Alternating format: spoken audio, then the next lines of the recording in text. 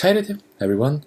Today, me and my little assistant, which you can see there, are going to talk you a little about a strange topic, how to make your sound original. This video is meant to have the youngest guitar player as public. I want to share some advices in order of let the youngest know that you don't need also many money in order of reaching original sound. And some advices that would prevent them to fall into the usual guitarist traps, like playing only technically without motion, or trying to emulate some great guitar player and leaving aside what is really important, that is becoming yourself a guitar player, trying to find your sound, your way of playing guitar, your favorite pedals, and so on. So, here we go. This is my fuzz, is a $60 fuzz, and this is one of my distortion. This is a Mesa throttle box, and it's worth $220. It's a Christmas gift from my parents. And you know what? You know how many people are going to notice the difference while you're playing live?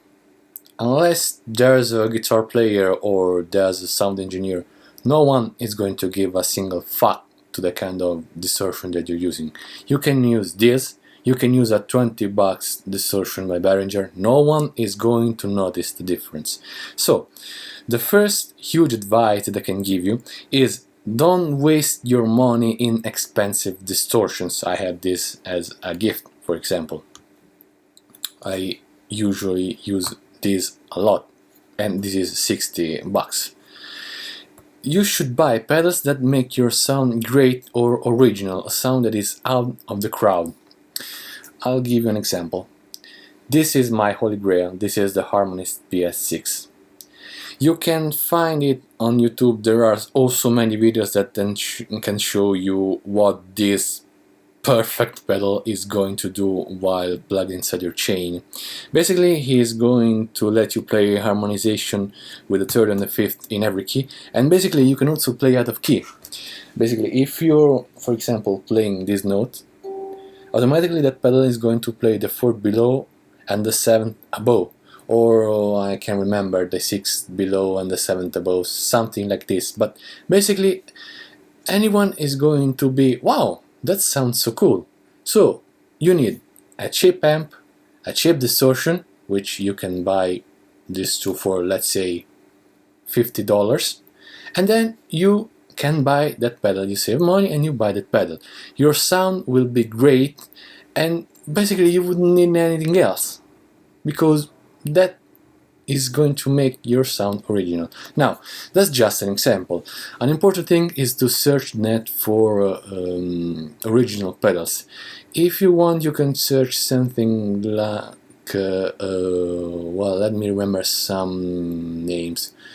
I know something like the Rainbow Machine, a Sitar Simulator, Ravish Simulator, I think it's called.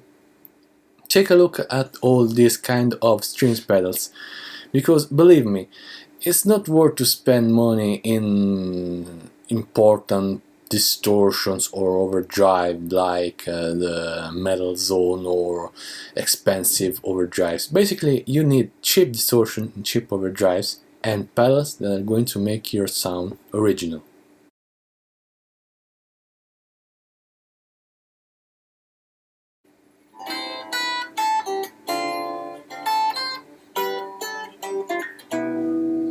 Cool, isn't it? This is Fly Me to the Moon, which I've rearranged chord melody. If you're wondering where I learned to rearrange tracks chord melody, I'm not going to talk you about any guitar lesson or any guitar teacher or any video on YouTube. I'll tell you that I learned to rearrange tracks chord melody by playing Tori Amos. Yeah, the piano player. Because I learned to read the scores, is that the right word? I don't know, where you write the note basically. And this opened my mind to some new composition styles. Basically, what I'm trying to tell you is try to play other instrument scores. I learned a lot. Basically, not from the note themselves, but basically learning something that I could use back on guitar.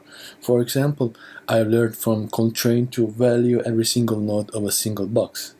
Basically, when I get to make an improvisation, I'm not running up and down the neck. I learned to use a small box on the guitar and to value every note that I play, how I play, with dynamics, with different rhythms, and so on. From Tori Amos, I've learned some composition tricks that I would never understand by simply playing guitar. So basically, this is one of the most important advice that I can give you ever. Try to play as many scores, again, I don't know if this is the proper word where you write notes, of different player, of different instrument. Learn that something that would come handy on guitar and try to use it while playing. Again, I have learned to value box from Coltrane, composition from Tori Amos, and if classical music, if you like. I know not everyone likes classical music, but basically you can learn something from classical music too. I learned to put some happiness in what I play from Mozart, or to talk about serious topic from Beethoven, when I wrote an album that you can find on my Bandcamp, The Rape of Cassandra. I listen a lot to Beethoven, particularly to the Fifth Symphony. So basically, this is it. Learn from other instruments. This is one of the most important things that you can do in your life as a guitar player.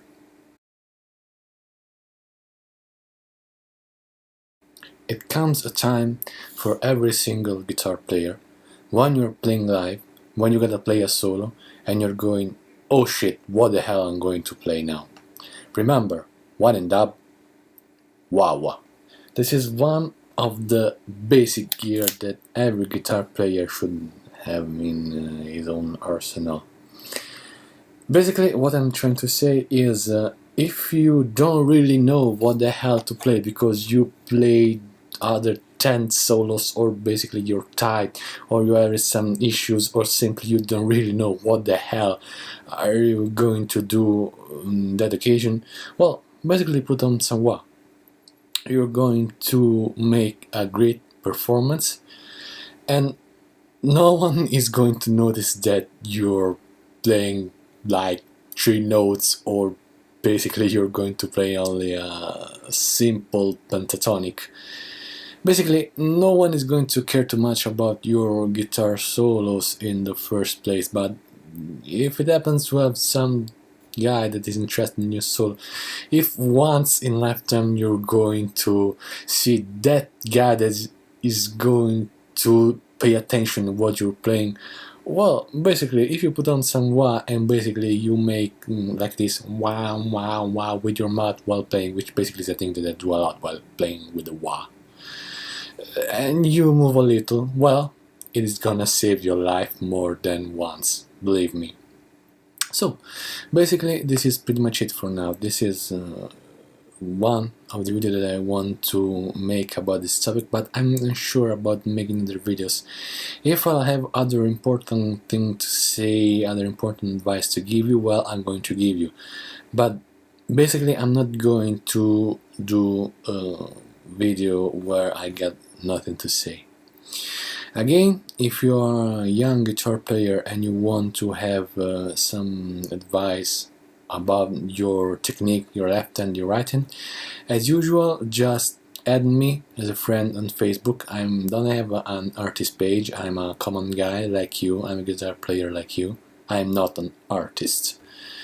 And send me a video where I can see you playing, where I can see you half of your body, at least your hands in particular and your arms. or if you play stand up or if you play sitting is not really important. So basically this is pretty much it.